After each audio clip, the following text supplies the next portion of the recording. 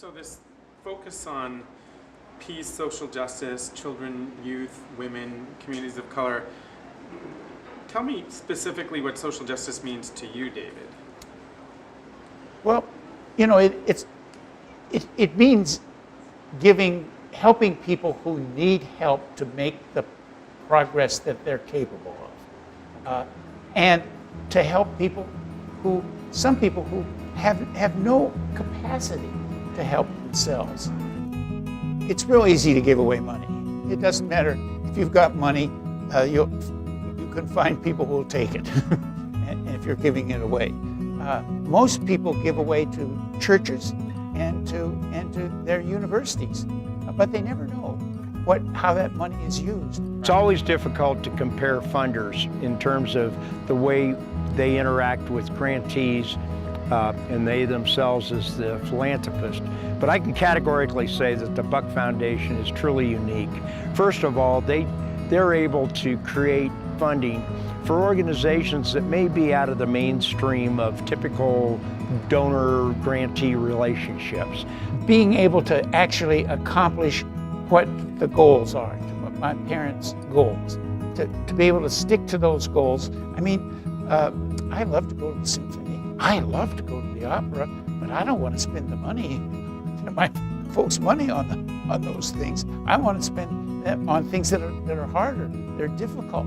And that's the part that people, don't want to hear about. People would rather extend their compassion to dogs and cats because it's easy to love a dog or a cat, but it takes a commitment. It takes some real work to care about people and get people to the next level. I think that if things are difficult to do, that's the challenge. And as in anything, it's by challenging yourself that you grow, and challenging yourself that you learn.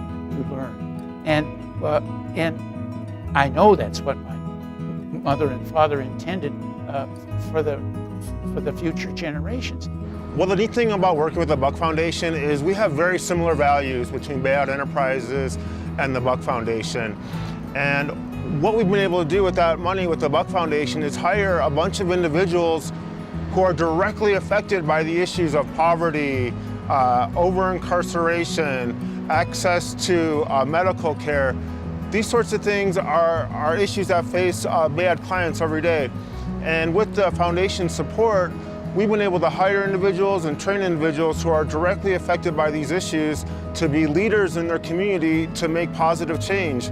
I'm appreciative of the Buck Foundation, not just as a funder, but sort of as an employer. It's the Buck Foundation's grant to Bay Out that's paying my salary. And when I came to Bay Out looking for work, I had a string of felonies behind me, a history of homelessness, a history of addiction. One of our most exciting jobs is to help people get jobs, maintain jobs, and have real career choices to sustain family and their economic livelihood. Family started, my parents started in Denver. They both attended CU, and they lived in Denver until after World War II, when they moved out to Littleton. My father and mother were both very affected by the Depression. My father wasn't sure the economy would work after World War II. We had a place where he could irrigate crops and in Littleton. So my formative teenage years were all spent in Littleton. And a lot of interest on family, a lot of interest on the family business. We were close to all the family members who were around, and there was a expectation that I and my brother and sister would always work hard and succeed. Family business was a burial insurance company that my father started in the mid-1930s. He'd come out of college in 1929 and gone into the buying stocks and bonds, but that collapsed, so he had to find other work, and he finally came up with this idea. My mother's father ran a mortuary in Denver, so the burial insurance was not restricted to the mortuary, but was closely connected with it. So it was very much a family business, and my father went into this burial insurance with understanding. He'd been raised partially in mining towns here in Colorado, and he knew that miners' lives were hard lives, and miners' families had a hard life. He also knew that his family never had very much, and that they came from good stock and had very good educations, but they never had much in the way of material goods. So he wanted to help people in similar positions. So that and when he was successful, he felt he felt he had been so successful, and he was very successful because he was a very, very capable businessman. Knew how to invest, knew how to deal with people. He was very, very good at that. But he realized he'd had all this success, and he didn't feel that it was right just to hand it to his children, no matter how much he loved them. So he and my mother decided that they would establish a foundation that would be directed to assist people who needed assistance, because as we know, the world is filled with good people, many of whom never have a chance to realize their full potential. Dad told me he was going to establish this foundation, and that I was going to be the head of it. For 30 years, Dave has been the chair of the Buck Foundation. From protesting the U.S. involvement in Vietnam in the 60s to embracing Denver's tiny home village in 2017, David's been devoted to peace and social justice and compassionate to those in need.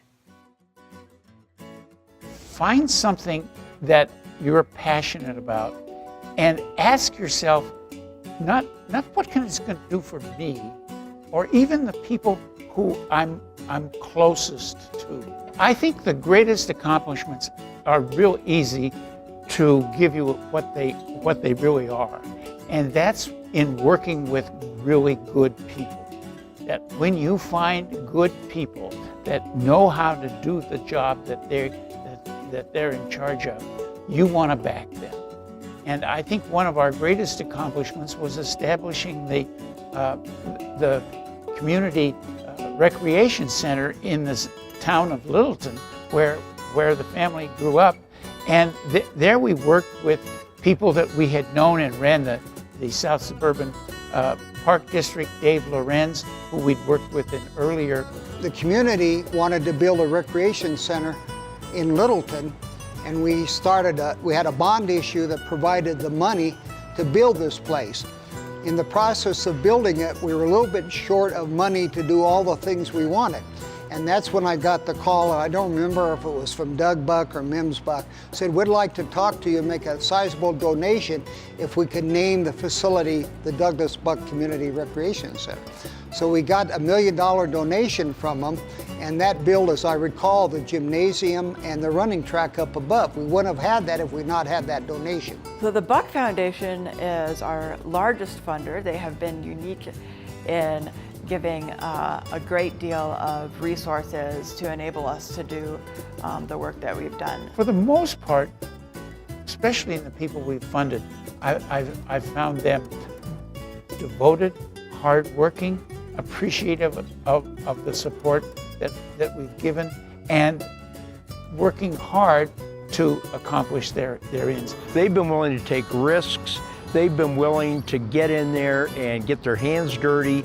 And it's been very clear that they've been able to support some causes that at the moment might be not as popular as they're going to be in the future, which is the right time to have philanthropy enter the picture.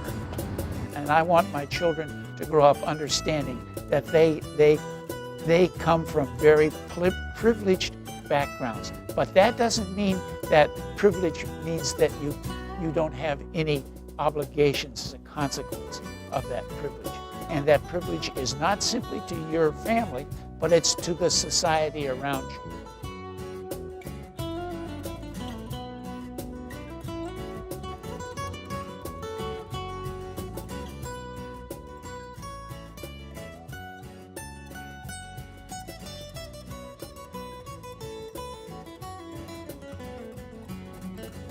David and I met in Okinawa in 1963, and I was immediately attracted to him because he was a very handsome naval officer.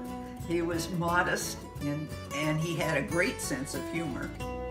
And also, and more importantly, he had intellectual curiosity, which was very important to me.